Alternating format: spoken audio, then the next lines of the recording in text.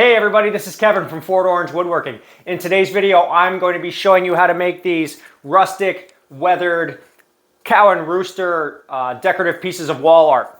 Now, this is a variation of a project that I did before with the same cow and rooster, just on a much larger scale. I made these smaller for a couple of different reasons. Number one, because several of these are going to be for sale on my Etsy shop, and they are just a lot easier to ship that way cheaply. Number two is because one of these sets is going to be shipped to Ireland, to Eileen at the Seafield Farmhouse B&B just outside of Cork. So if you are planning a trip to Ireland, I highly recommend that you schedule a reservation to stay with Eileen at the Seafield Farmhouse B&B. We had an awesome time there. It was one of the highlights of the trip. I cannot recommend it enough. So thanks a lot, Eileen. We had a great time, and we hope to see you again soon. Now, one quick disclaimer before we get started on the video. I have a little bit of audio trouble in the first couple of clips, so if it seems out of sync, don't worry, it will catch up at around the third or fourth scene, only because I had some audio issues. But I hope you enjoy the video.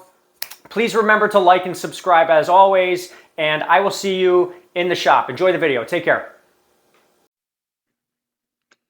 As always, my first step is going to be to make my initial cuts. And for this project, I am using my table saw sled with a stop block to ensure that I get a uniform length on every one of the boards. It's really important once we start to put the trim pieces on around the edges. And you'll also notice, as I'm trying to explain here, is I'm using a variety of color patterns in each individual set. That way there's a lack of uniformity, and it just mixes up the wood types. You can see here I've got some oak and some pine, and it just gives it more of a rustic appearance when we're finally done here.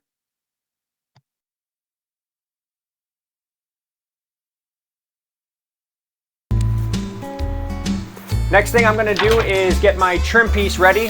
I have this ready to go. This is just a piece of thin corner trim, and I'm going to do a dry fit because I can tell already that this is way too wide for a project this small. So I'm just going to mark it here, run it through the table saw, make this a little bit smaller, and fit the dimensions that I need for this 8x10 piece of wall art.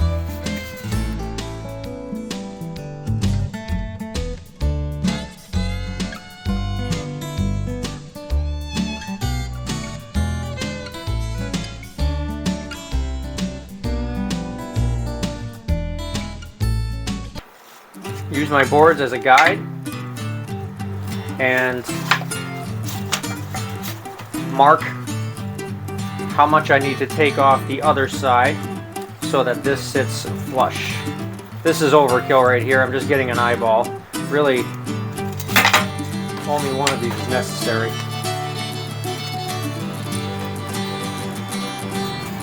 I don't really trust my miter saw, ironically enough, to cut miters on stock that is this thin. So what I am doing is I'm going to use my old school miter box and the fine tooth side of my Japanese pull saw to get my edges and my miters a little bit cleaner. I already cut one of these, and I'm going to cheat a little bit.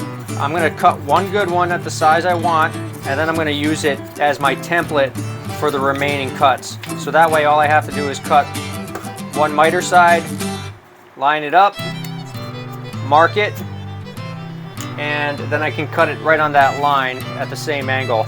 I'll get one set with all four corners that I'm happy with, and if I get all four corners, I will then use those pieces as my template for the remaining ones.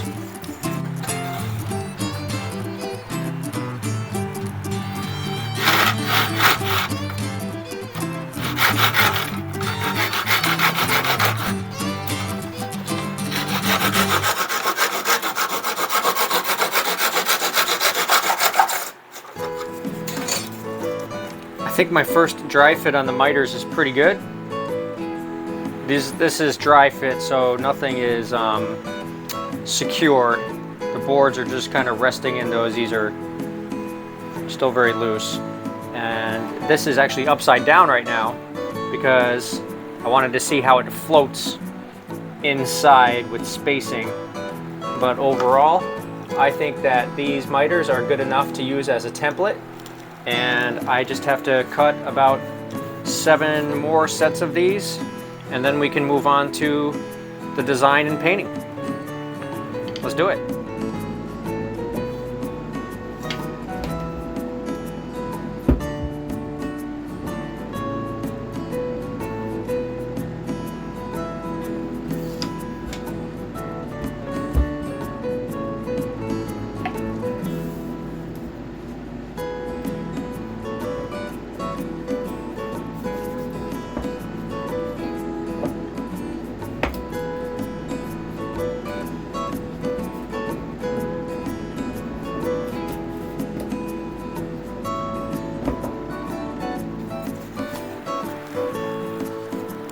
While the glue is drying my frames, I can go ahead and start working on my template. Now, obviously this could be any picture you choose, but for me, I'm going with cow and rooster, like the large version that I've done before. And I start by getting a paper copy of whatever image I'm going to be using, and then I'm going to transfer it over to some poster board, and then I'm going to transfer the poster board over to a thin sheet of vinyl. So first thing I need to do is trace my picture to the poster board, or I could just cut it out and trace it that way, but I am going to use a dark marker, fill this in, and then trace it over to this poster board for that effect. So that's how I'm going to do that.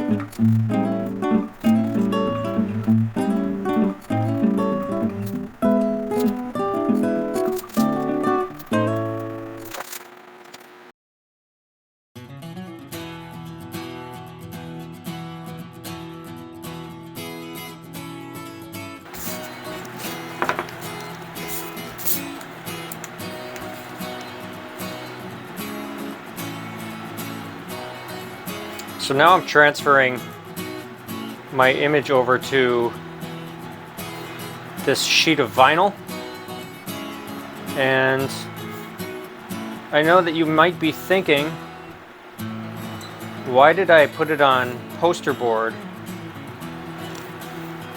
if I could have just traced it from paper directly from the beginning and skipped one step? And I am starting to wonder the same thing right now myself.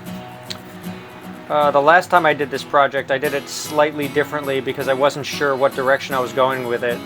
And I kind of just jumped on the coattails of my last project and just started doing it the same way this time too. And I'm realizing probably took an extra step. Fortunately, it only took me a few minutes to do that middle step of transferring it onto poster board.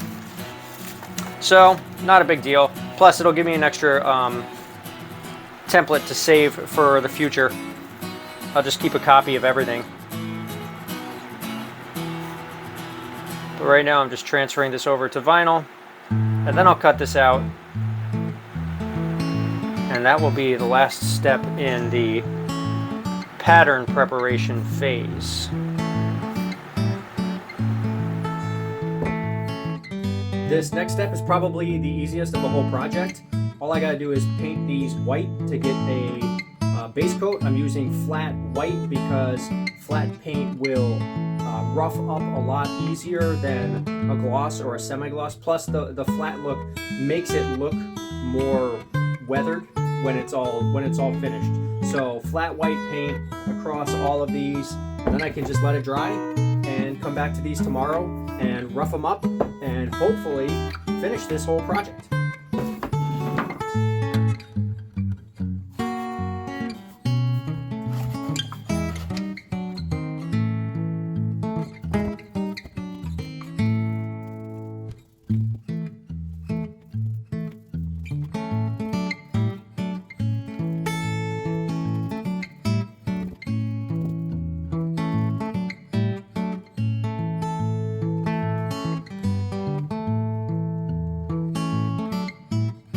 All right, in our next step, we are just gonna take some sandpaper. I'm gonna use a block as well as some hand sandpaper. We're just gonna rough these up a little bit. We're not gonna go too crazy. We're just gonna remove some of the paint from these to get that nice weathering effect. And this should only take a couple minutes if we don't overdo it. So let's get at it.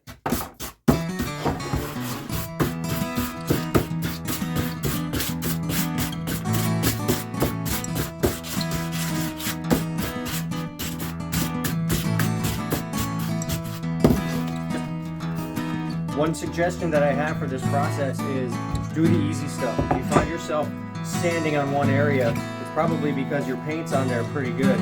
So just move to the areas that take the sandpaper nice and easy and don't overwork it.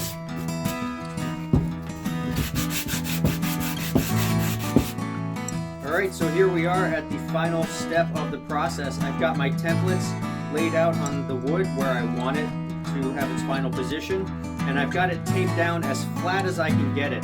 Since this is like a flimsy plastic that I'm working with, it's not going to get super flat. It's going to sit up a little bit.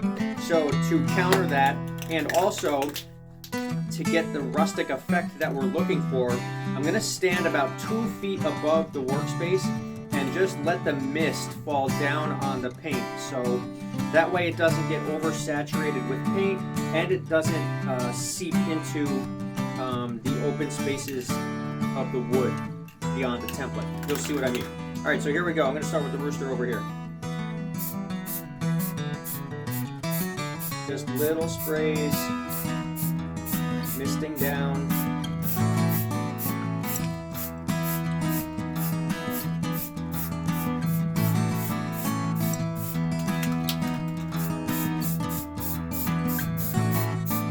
Until I feel like I've got the coverage that I want.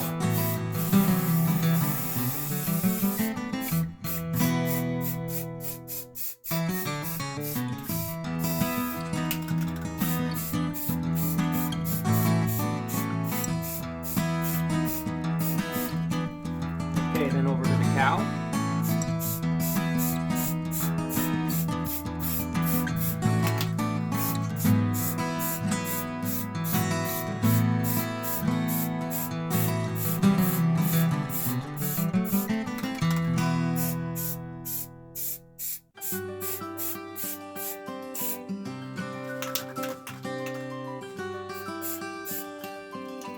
Okay, I'm going to let that sit for just a minute before I try to move the template so I don't smear any paint. I'll come and check on this in about 10 minutes or so. So I'm not thrilled with my first attempt here. I think the plastic that I was using as a template was just too flimsy, and it was raising up on me, which caused a little bit of splatter outside of where I wanted it to go, a little bit on the cow, and particularly on the rooster. I'm going to touch that up with some white paint and hopefully fix that. But the next attempt I think should be a little better because the template now has a layer of paint on it. And I know these are upside down, but it has weighed it down some. And as a secondary precaution, I'm going to pin down the very small pieces of the template, like these parts of the cow right here and here. I'm just going to pin those down with some sewing pins. So hopefully that will fix the problems, and I'm going to give this another go. Let's give it a shot.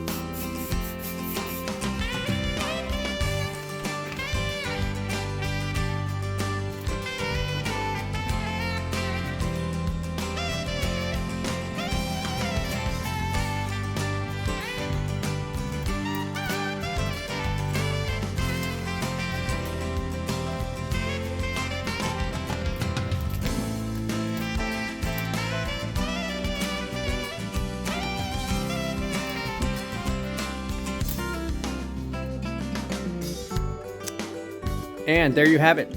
Here we have the final project.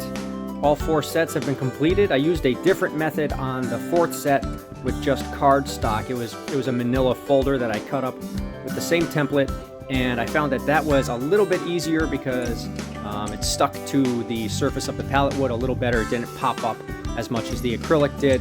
So I'm going to take some still shots at the end of this video so you can see the rustic details, but all in all, this is not a difficult project. It's very limited on materials, and all it takes is a little bit of time for a really cool rustic farmhouse style wall art. I hope you enjoyed the video. Go ahead and check out the still shots at the end, and please remember, if you haven't already done so, to like and subscribe, and I will see you next time in the shop. Thanks a lot, everyone. Take care.